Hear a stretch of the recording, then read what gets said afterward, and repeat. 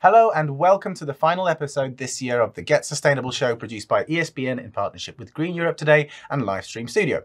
Our guest is Maciej Kmieciak, Board Advisor at EMKA, market leader in the specialist field of medical and veterinary waste collection and disposal. A very interesting subject which I admit I did not have much knowledge of prior to this conversation. So Maciej, thank you very much for joining us today. Thank you very much for your invitation. I'm truly glad to be here today. Now, it's clear that working in your sector carries a certain amount of risk, such as potential infections and diseases. So going back to the pandemic, where such risks were exacerbated, how did your team deal with these challenges on a daily basis? Our company, EMKA, has more than 20 years of experience in all aspects of medical waste management. So that includes collection, transportation, as well as disposal, so final treatment of medical waste. We currently deliver services to around 20,000 customers all over the country, so we operate nationwide.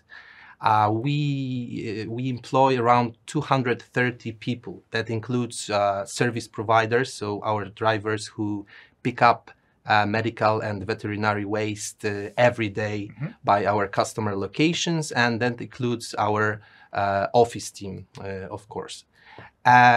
And to answer the question, how do we dispose of the waste products?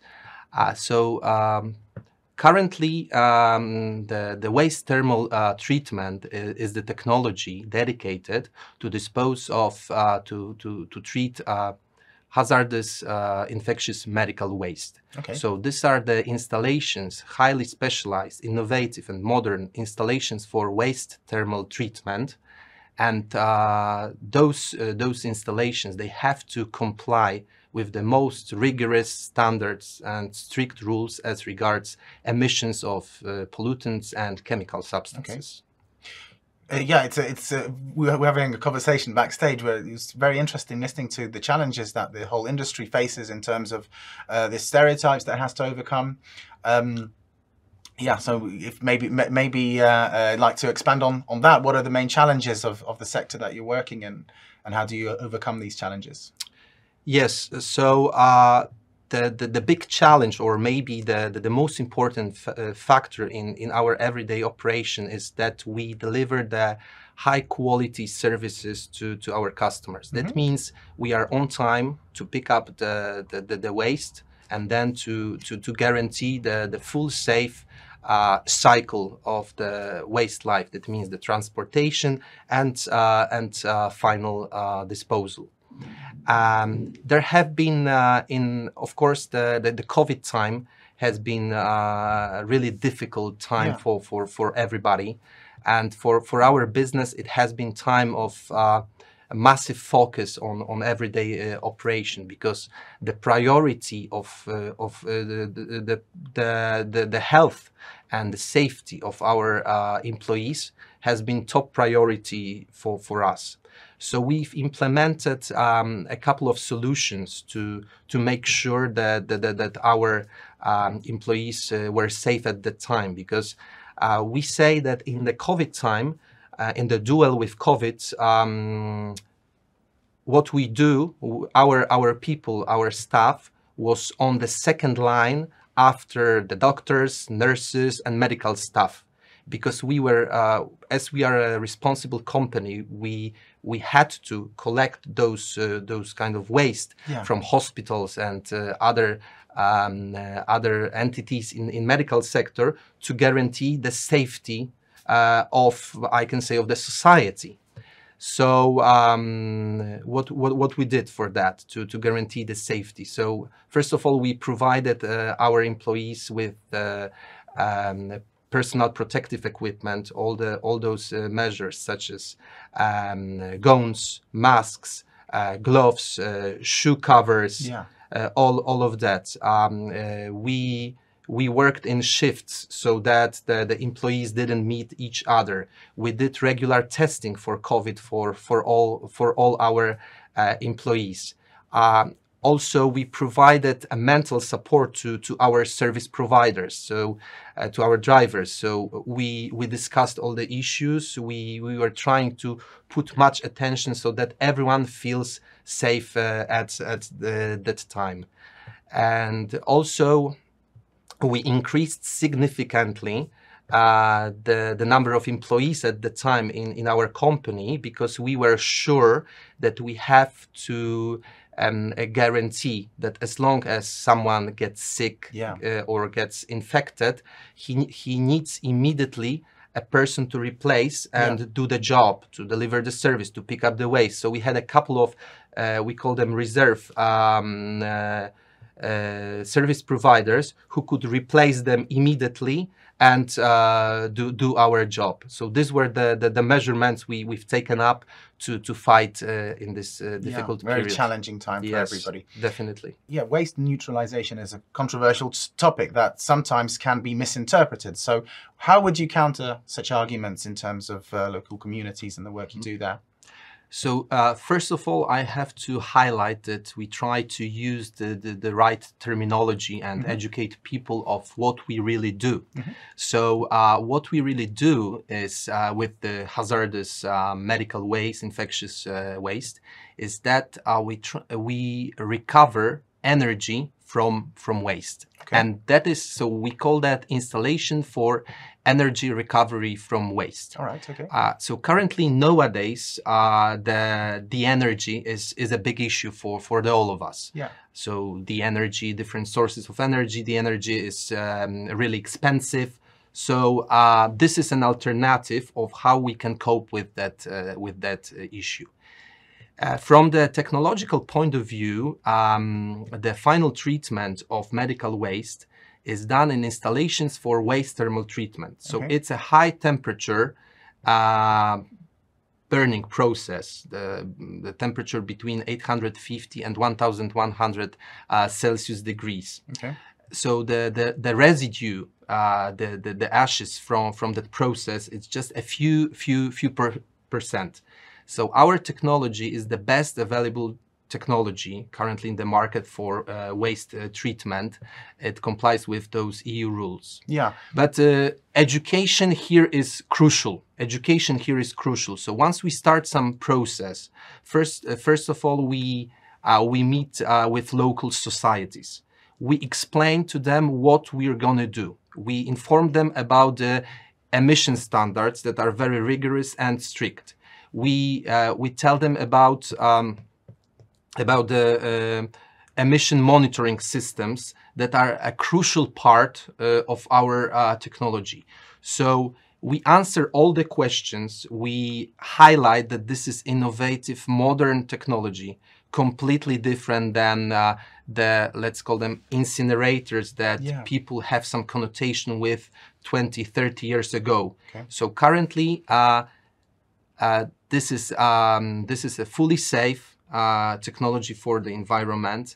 The process, the investment process includes a bunch of administrative agreements. So this is required by law. So we have to fulfill a lot of obligations in terms of the standards and safety. Exactly, and in terms of standards of safety, emissions, and many other. But we do our best to convince and to show local societies that it could be beneficial for them, because we will employ some new people. We will deliver cheaper energy to households, for example, or to local businesses. And there are a bunch of other advantages involved with our project. So this is really important, because if someone doesn't have knowledge, they might be opposed, and I can fully understand that. So we spend a lot of time to tell people, okay, that's what we're gonna do. You don't have to worry, and it's gonna be safe, etc. Yeah, there's a stereotype surrounding waste disposal and neutralization in general, and it can be dangerous and counterproductive in certain circumstances. There is an inherent energy in products that need to be disposed of, burnt safely. Exactly. They need to be burnt because they are hazardous. And as long as we do it in a way that is safe, that reduces emissions, that doesn't create pollutants, then it makes sense for this waste to be disposed as close as possible to the source. Exactly. Yeah. Exactly. Fully agreed. And there are examples of countries where the perception of the society towards disposal of waste is completely different. Just to name Sweden, for example, there are many installations for thermal treatment in Swedish cities, and they see that as a big advantage because they can get the cheap energy. And so the education is really important, and as a company we are trying to give that knowledge to local societies. It's important to work and with also local to understand their objectives, to understand they might not understand everything, but our job is not only to make business, but also to educate people, to share with them what I imagine that's one of the biggest parts of your challenges at the moment. Of course. Still on the subject of the pandemic, but moving slightly onto the core subject of ESG activities, it is not surprising nor a secret that the pharmaceutical industry benefited economically from the COVID outbreak. And it's a sad reality that this growth arose from difficult circumstances faced by millions of people worldwide. So my question is, what has the industry done post-pandemic, after the pandemic, to give back to society in the spirit of fairness, equality and ESG practices? So first of all, in the COVID time, but also in the post-pandemic time, we've done, although different sources of energy and all other factors, that the prices increase currently. That's what I want to say. But we've done everything we can to guarantee our customers the full price stability. So that means we have not increased our prices despite the energy costs. Despite the energy, we have not increased them significantly. So we have done only the lightest increase that we were forced to do, but we were trying not to take advantage of the COVID time as regards pricing towards our customers. But post-pandemic time, we've done a couple of other activities. So we are a truly service-oriented, customer service-oriented company, and we invest a lot of time and money into different IT innovations, but not just to make it an IT innovation, but to facilitate the everyday operation of our customers. And one of these examples is our mobile app that is available, EMKA mobile app, which is available on iStore and Google Play.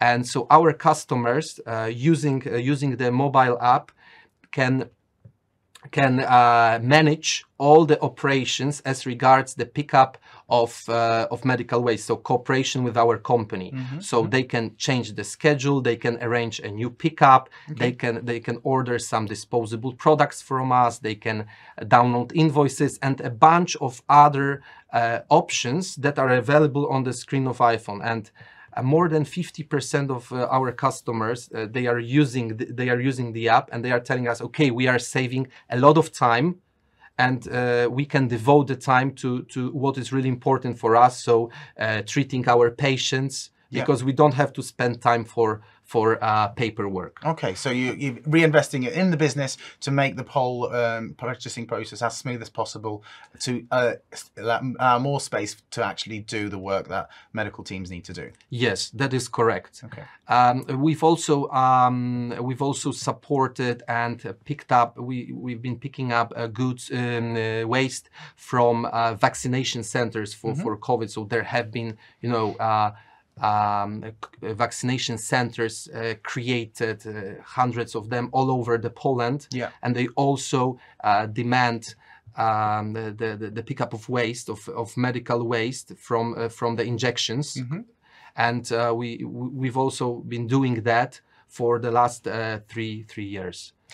A bit more perhaps now on your company's ESG activity. From our earlier conversations, I learned that community and charity work forms a key part of your operations. So perhaps you could share some examples with us and explain why it is so important to you and your business.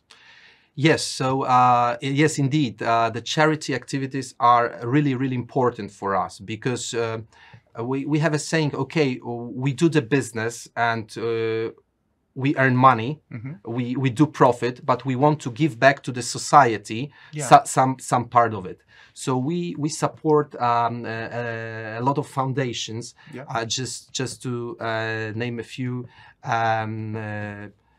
Just to name a few, Polish women in medicine, or Fundacja Motoryzacja Dzieciom, or we are finalizing the purchase of 3D printer for the Foundation for Blind People currently. That's wonderful. Yeah, and a lot of other charity activities. But also we organize the campaign, which we called Bring Some Waste and You Get a Tree Plant. We've organized so far 11 editions of that campaign. It started like a local campaign in Żyrardów, but it has developed so much that we do it nationwide right now in many different cities. The basic rule of that campaign is that people can bring some electronic waste to us, like old TV radiators, stuff like that, and they get a tree plant for that waste. And then we sell that electronic waste, and the money we get of it, we spend on some charity activity. So we give this money to people in need. So in a way, promoting the sort of a circularity of the product, selling it on, and also in the process using the funds to plant more forests. Yes, exactly, and we foster the changes in society, and it's the campaign has grown so much that. At the beginning, we didn't even, believe it could be so widespread. Yes, and so well perceived. We have small children participating in that, students, but also older people, and that's fantastic because we promote the segregation, the sorting, as well as the recycling of waste. So we try to promote this kind of attitude. Great initiative. Really well done on that. Finally, in terms of decarbonisation, we touched a bit on energy recapture from the neutralisation of hazardous waste, and I'd love to learn a little bit more on the potential side effects in terms of greenhouse gases and pollutants from this process, but also what changes have you implemented in your operations to become greener? So it has to be mentioned at this point, and I already tried to underline that before, that the waste thermal treatment technology is right now supervised by a very strict and rigorous law requirements as regards the emissions. So as a consequence, the modern installations for thermal treatment, they have to comply with those regulations and with those standards. That makes the technology safe for the environment and human beings. But what does it mean from the practical point of view? So the key part of the technology is the emission monitoring system that aggregates the data of the measurement data of the emissions, and those data are continuously provided to regional environmental inspectorates offices that control if those emissions are in line with the law regulations. So the whole process is controlled and supervised. Apart from that, the flue gas treatment system in the technology, it contains a multi-section back filter and sorbent, and also the urea dosing system, which reduces the emission of nitrogen oxides. So we have a couple of solutions in the technology itself that make it as green as possible. But we've also undertaken a couple of other projects inside the company. So our recent project, eco driving. So we have the fleet of around more than 100 vehicles, company cars. So the eco-driving aims at reduction of fuel consumption. And we have achieved significant results over the last couple of months in that. So lower emission in 100 vehicles makes a difference for the environment. So this is also part of what we do to be more green, to be greener. And of course, a few of other smaller steps that we undertake in our everyday office work, such as we don't use plastic cups, we don't use, each employee has named cups to drink from it. We don't use disposable cutlery. Okay. Everyone was provided with sets of named cutlery. Oh wow, that's a good. Yeah, and we have reusable bins on every floor of our office, including the warehouse. So those kind of small steps. Yeah, small steps make a bigger difference, and especially it fosters, as you say, the culture that you want to have. If you enter our building, our office, you can see like a small label poster on every floor. Please turn off the light when you leave the room and stuff like that. Saving the water. So we undertake those kind of activities too. Well, thank you very much, Maciej, for joining us on our final episode this year. It was a pleasure speaking to you, and really interesting to learn about your industry and the work you're doing. At this point, our team at ESPN, along with our partners Livestream Studio, would like to thank you all for your engagement and support this year. We have spoke to some truly outstanding guests covering a wide array of topics, from buildings to banking, from farming to furniture. Our list of our partners has grown steadily throughout the season, and we have prepared an array of exciting events and productions to deliver for you next year. But in the meantime, we would like to wish you all a wonderful Christmas filled with joy, laughter, happiness, as well as a peaceful new year where we all focus together in solidarity on overcoming the important challenges ahead. Thank you for watching today. See you again next year. Goodbye.